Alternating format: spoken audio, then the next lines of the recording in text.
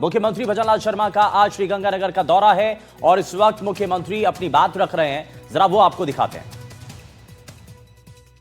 लिए अपना बलिदान दिया था और इसीलिए हमारी सरकार धर्म परिवर्तन बिल लेकर के भी आई है, तो ये भी मैं उनके चरणों में समर्पित करता हूं। आज के इस कार्यक्रम में मंच पर विराजमान केंद्रीय कानून मंत्री माननीय अर्जुन राम जी मेघवाल साहब, खाद्य और आपूर्ति मंत्री और यहां के प्रभारी भाई सुमित गोदारा जी, दूसरे मेरे कैबिनेट के साथी सिंचाई मंत्री भाई सुरेश रावत जी, पार्टी के हमारे वरिष्ठ नेता प्रतिपक्ष रहे सम्मानीय राजेंद्र राठौड़ जी, किसान आयोग के अध्यक्ष सीआर चौधरी जी, विधायक सादुल शहर गुरमीत बराड़ जी, विधायक गंगानगर जयदीप ब्याणी जी, विधायक चूरू हरलाल सारण जी, विधायक बीकानेर पूर्व हमारे महाराजा गंगा सिंह जी की दोहती कहेंगे ना,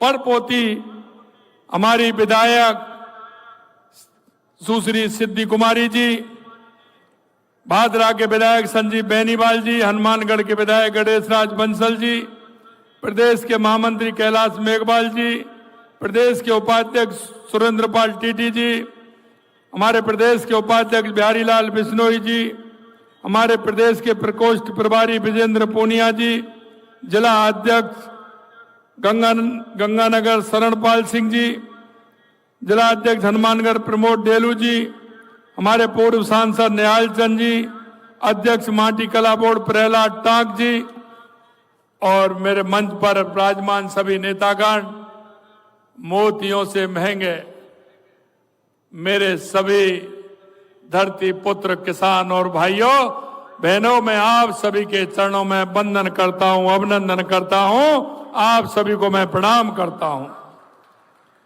भाइयों बहनों, ये 5 दिसंबर 1925 को महाराजा श्री गंगा सिंह जी ने गंग नहर का शिलान्यास किया था। जब मैं आपके यहां आया था, क्योंकि मैं यहां देखता था सबसे पहले, जब मैंने हनुमानगढ़ गंगानगर के अखबार जब मैं पढ़ता था, आए दिन में देखता था आज कृषि उपज मंडी में आंदोलन हो रहा है, आज किसानों द्वारा कलेक्ट्री पर आंदोलन हो रहा है, आज किसानों द्वारा एसडीएम कार्यालय पर कोई ना कोई धरना दे रहा है। हमने कहा कि वास्तव में किसानों की समस्या क्या, इसके समाधान के लिए हमें क्या करना चाहिए। आपको ध्यान होगा, मेरे से पहले सुमित गोदारा जी ने कहा, यहां के लोग जो पेट्रोल पंप के मालिक हैं वो मेरे से एक दिन मिलने गए। उन्होंने कहा कि साहब हमारा पेट्रोल डीजल नहीं बिकता है, हमारे पेट्रोल पंप से कोई लेने नहीं आता क्योंकि भाव का बहुत बड़ा अंतर है। नजदीक में हमारा पंजाब है, लोग वहां चले जाते हैं, कुछ हमारे हनुमानगढ़ के हरियाणा में चले जाते हैं, इसलिए हमको बहुत बड़ी परेशानी होती है। मैंने केंद्र में जाकर के हमारे पेट्रोलियम मंत्री जी से बात की, उन्होंने कहा कि ये राज्य का मैटर है। मित्रों, मैं आपसे कहना चाहता हूं, पूरे राजस्थान का इस तरह से हमने बनाया, जो आप सभी को पता है कि हमारे गंगानगर, हनुमानगढ़, बीकानेर, चूरू को सबसे ज्यादा फायदा हुआ और उसको पेट्रोल डीजल की कीमतों को कम करने का काम किया। दूसरी बात हमारे पास की, गंगानगर के अंदर नहरों से जो पूरा पानी मिलना चाहिए वो किसान को पूरा पानी नहीं मिलता है। हमने कहा ये वास्तव में अगर कोई कर्मयोगी है, कर्मशील है, दानवीर है और अगर किसी के अंदर संवेदना है, वो इस दुनिया में अगर कोई है तो किसान से बड़ा कोई नहीं है, किसान से बड़ा कोई नहीं है। और मैं इस बात को कहता हूं, कहावतों में भी है, क्योंकि खेती को पहले प्रथम दर्जा दिया गया है।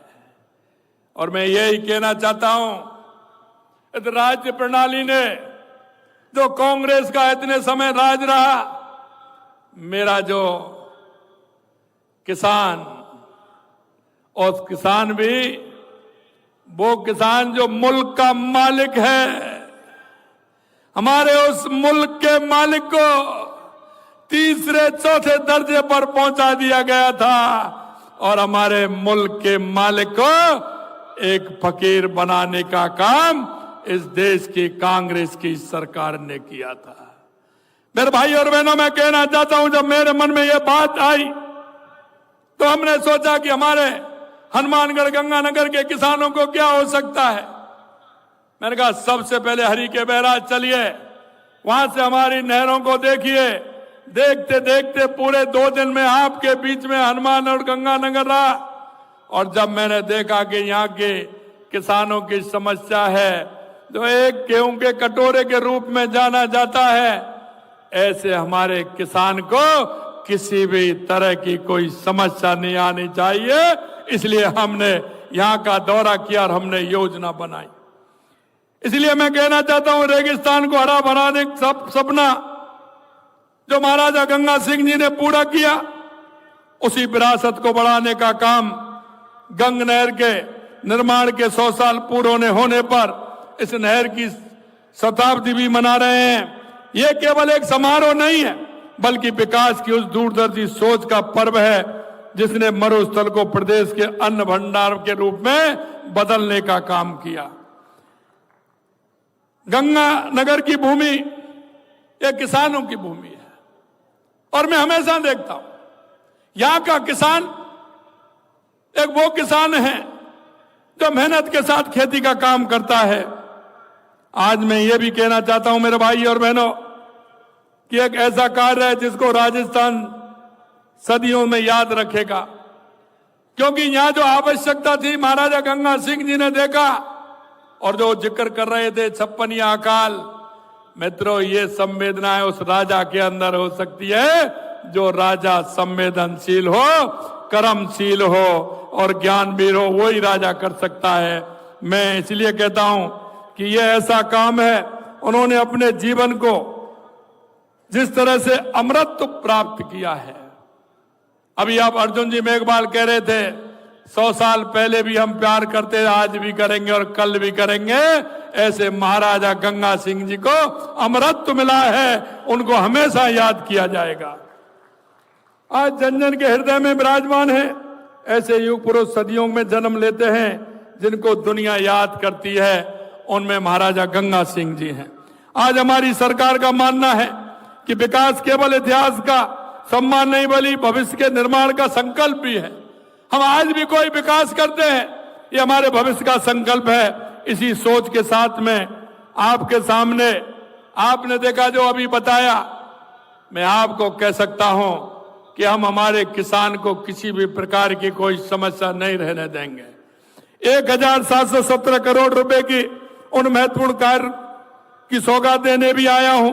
ये विकास कार्य गंग नहर प्रणाली को नई मजबूती देंगे, उसे भविष्य के लिए सुरक्षित बनाएंगे और किसान भाइयों को जीवन में नई समृद्धि लेकर के आएंगे। हमने यही नहीं 1717 करोड़ का दिया है, लेकिन 647 करोड़ रुपए से फिरोजपुर फीडर का पुनर्निर्माण करेंगे। ये फीडर बीकानेर कैलान का मुख्य स्रोत है, इसमें भी काम किया जाएगा। इसके निर्माण से पानी की नियमित आपूर्ति में स्थिरता आएगी और पूरे नहर तंत्र को जीवन क्षमता बढ़ेगी। साथ ही 300 करोड़ रुपए से बीकानेर कैनाल का भी पुनरुद्धार करेंगे। इससे सीधे तौर पर लाखों किसानों को भी लाभ मिलेगा।